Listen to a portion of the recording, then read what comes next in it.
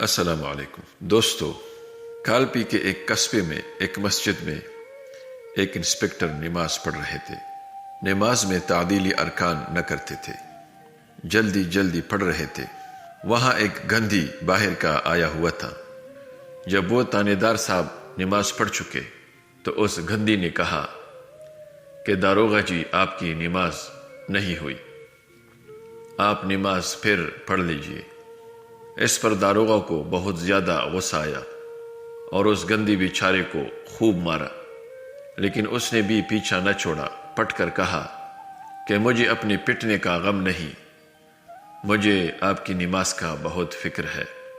میرا دل بہت دکھتا ہے کہ آپ کی نماز قبول نہ ہو۔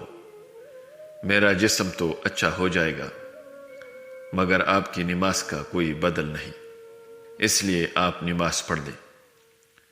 داروغہ پر ایسا اثر ہوا کہ ان کو نماز پڑھنا ہی پڑی۔ اس گندی کی تمام قصبہ میں شہرت ہو گئی۔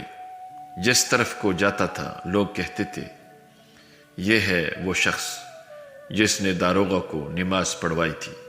سب اس کی قدر کرتے تھے، برکت کے واسطے اپنے ہاں لے جاتے تھے اور اس کا عطر خریدتے تھے۔ تمام کالپی کا پیر بن گیا اور تجارت بھی خوب چمکی۔ دوستو، خدا تعالیٰ نے دکھلا دیا کہ جو شخص ہمارے ساتھ تعلق رکھتا ہے، خواہ چھوٹا ہو یا بڑا، اس کی عزت ہوتی ہے۔ پس اگر کوئی تم کو نصیحت کرے، خواہ درجہ میں وہ تم سے چھوٹا ہی ہو، تب بھی ناگوار نہ ہونا چاہیے۔ والسلام۔